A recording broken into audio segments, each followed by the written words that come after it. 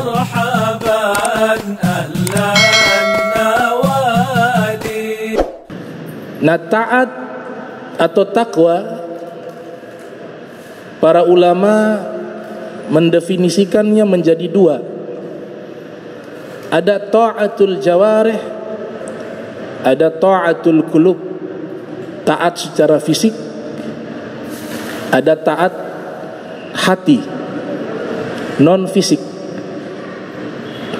Konsekuensi untuk mendapatkan surga, syarat wajibnya adalah apa? Taat dan patuh kepada Rasulullah sallallahu alaihi wasallam, wa mahabbatuhu, dan kecintaan kepadanya. Taat fisik seperti sholat, seperti zakat, seperti berpuasa, seperti melaksanakan ibadah haji, seperti sedekah, seperti infak, seperti mengajar. Yang sifatnya fisik itu namanya taat fisik, ta'atul jawarih.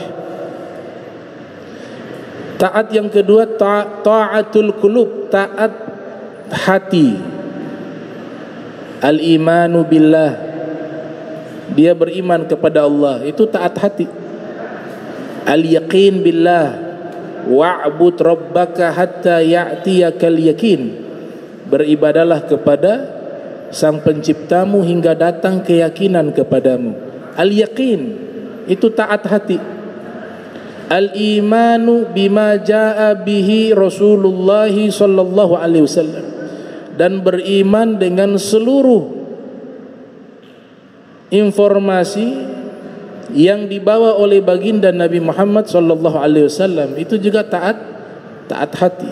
Al-yaqin birizqi, yakin dengan rizkinya Allah, itu juga taat hati. At-tawadhu, rendah hati, itu juga taat hati. Ibadur Rahman alladzina yamshuna 'alal ardi hauna, hamba-hamba Allah yang Allah sayangi, mereka berjalan di muka bumi dalam keadaan rendah hati. Ikhlas, wa ma umiru illa liya'budullaha mukhlisina, beribadah dengan tulus kepada Allah, itu juga taat hati. Nah, taat hati dengan fisik tidak bisa dipisahkan. Imam Ali mengatakan, berapa banyak orang yang fisiknya taat kepada Allah namun hatinya bermaksiat kepadanya. Secara fisik dia taat, tapi dalam hati dia bermaksiat, karena dia tidak menjadikan taatnya itu dua dimensi, taat fisik dan taat hati. Ada sebuah risalah,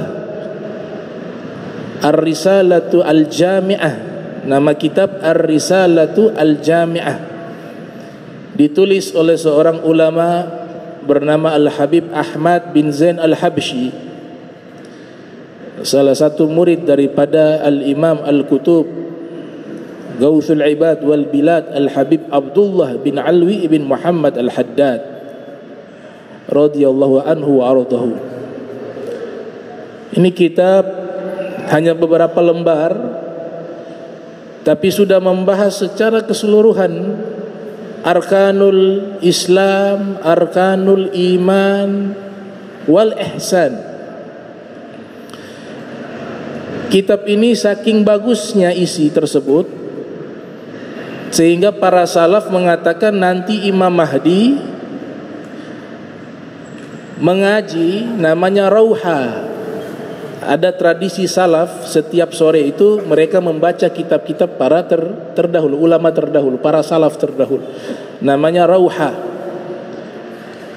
Nah, para aslafus sholihin mengatakan begitu pentingnya dan begitu bagusnya kitab Ar-Risalatul Jami'ah, sehingga mereka mengatakan nanti di zaman Imam Mahdi mengajar rauha menggunakan kitab Ar-Risalatul Jami'ah.